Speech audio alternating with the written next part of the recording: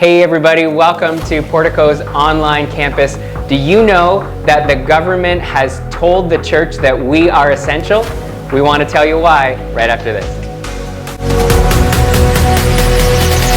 Hey everyone, and welcome to Online Campus. My name is Jesse and I'm the online campus pastor, and I'm here with Pastor Rick, who's the senior pastor of Portico. And we are super excited because this is our first ever online campus message. You can find these messages on demand, anytime, anywhere on our YouTube channel. So Portico is one church, one message with many expressions.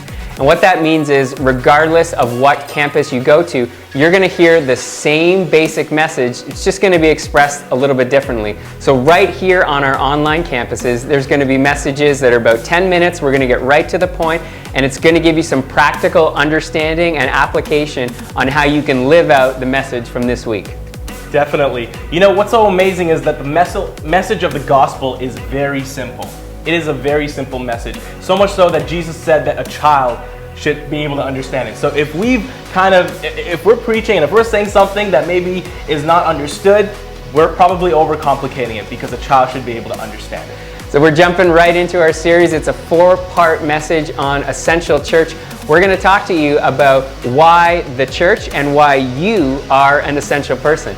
You know, the pandemic has really helped us understand what's essential and what's not. So over the course of the pandemic, we've heard that, hey, doctors are essential, teachers are essential, shockingly, Starbucks workers are essential, Walmart. There's been all kinds of people that the world has said, you are critical to make the world go round. And what we want to share today is that you are essential as the church. So what we have discovered is that our meetings on Sunday have been deemed non-essential, but other parts of who we are and what we do have totally been deemed essential. Now our theme verse through this entire series, Essential Church, is going to be in Mark chapter 16, and it's verses 15 and 16. And here's what Jesus said to his closest followers. He told them, go, that's a big concept, into all the world, preach, big concept, the good news to everyone. And anyone who believes and is baptized will be saved. You know, the church is essential because regardless of the circumstance we find ourselves in, the gospel of Christ always serves in being essential. When we talk about what it means to be an essential church, it's important to note that church is not a location or a place that we go. The church is mobile. The church is adaptable in any given situation because the church is the body of believing Christians proactive in a world so desperately in need of a Savior. I love what Paul says in Ephesians 2, verse 19 and 20. He says, you are no longer strangers and foreigners. You are citizens along with all of God's holy people. You are members of God's family. Together, we are His house built on the foundation of the apostles and the prophets and the cornerstone, which is Jesus Christ. That's right. The church is built on Jesus Christ. When we say yes to God's gift of salvation, there's that realization that we need Him and that we can't go on living life the way we've always lived life, right? But as we continue living in this realization, we suddenly become aware that it's not just about God's work in His church that matters, but it's God's work through His church. The reality is that the church is God's family. We have not been called to live exclusive to those around us, but to live in unity with our brothers and with our sisters. One of the most misleading approaches that we've had towards the function of church is thinking that it's all about buildings, programs, resources, and filling seats. And although those things are helpful and make for a better experience when we gather, those things don't define the purpose for why the church exists. The very existence of the church is to be a light in the darkness, to be food to those who are hungry, to be health to those that are sick. And although in this season the practice of attending a particular location may be limited, the invitation to engage in family and express God's heart to those outside our circle is available. Rather than church being an event that we attend, what would happen if church were to carry an atmosphere of God's presence to those in our schools, in our workplaces, within our families, amongst our friends? The invitation will always be to come, but the call will always be to go. God's work in us to work through us. We love because He first loved us. We become disciples so that we can disciple others. What's happened is we have mistakenly substituted our comfort for our calling. See, comfortable church is watching a talk like this. You're sitting on your couch watching this on your phone, or maybe you've even attended a live service and you watch professionals perform church on stage. And it feels good, and we're challenged, and maybe we'll even think differently. But that's actually the part of church that has been deemed non-essential, us coming together. It has some value, but what we want you to do is maybe live differently. And people don't make life changes by watching a video.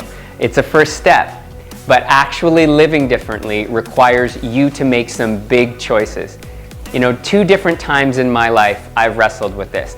I was working as a pastor at a church, thinking that I was doing essential ministry. But when I really looked at it, I was caring for people in the church, but I saw other people in my community making essential impact as they were working in their jobs day by day, sharing the gospel with their coworkers. And I made the difficult choice once as I was working as a youth pastor. I resigned from that position and went to work at the YMCA. And I had the ability to impact my coworkers and young people in the community in a much more essential way than I found I was able to do as I was just working at the church. A second time I did it while I was a youth pastor here at Portico, and I went and worked as a counselor in our community. And every day I was interacting with people who needed to know Jesus. That is what essential church is, and that is what the government has said you can do day in and day out, pandemic or no pandemic. So the reason why we attend, why we do this, is actually so that we're encouraged, so that we're refined, so that we're filled up, but then we're to go out and overflow. Here's what Paul wrote to the church in Romans chapter 15, verse 13. He said, I pray that God, the source of hope, will fill you completely with joy and peace. So that's what's happening right now as you're watching this. You're being encouraged, we're getting the joy, we're getting the peace, and then it's because you trust Him. Then you will overflow with confident hope through the power of the Holy Spirit. Church attendance is participation in faith, but it's not a demonstration of faith. The demonstration of faith is when we go out and we live it out. So now you have a choice. Will this be a video that you watch and then you just scroll on to the next video? Or will it spur you on to action, on to life change? The essential part of who we are as a church is not what we watch and not what we attend, it's how we live. And listen, you don't need to be perfect to go out and live essential church. God actually chooses imperfect people just like me, just like you, to go out and reveal the perfection of His gospel. It's when we care for somebody. It's when we demonstrate love and kindness. That's what changes the world. That's the command that was in Mark chapter 16, to go. You know, 1 Peter 2:12 says this, be careful, live properly among your unbelieving neighbors. Then even if they try to accuse you of doing something wrong, they will see your honorable behavior and they will give honor to God. So here's the invite and here's the challenge. Have one faith conversation with someone and make note of it. It can be someone in your neighborhood, it can be someone in your workplace, it can be a family member or a friend. But just make sure to make note of that person that you're having that conversation with. And we want to be praying along with you. You know, you're going to have some really important conversations this week. So if you go over to porticocc/prayer, let us know who you are and who the person is that you're going to have this intentional conversation with. We will be praying along with you all week long, and we're going to live out Essential Church this way together. We're going to be starting online growth groups. So we're inviting you to join an online growth group today. It's a great way to engage, it's a great way to be discipled and to disciple others as well. So head over to portico.cc/grow, and then one of our online growth group leaders will be in touch with you, and we'll be able to go through this journey in a community setting. Finally, we want you to subscribe to this channel. Make sure you're sharing it with your friends. We're going to have weekly worship experiences. We're going to have sermons that are going to be posted every single week, every Saturday. So make sure to share it. We're super excited that you joined us today. We can't wait to share this experience with you moving forward.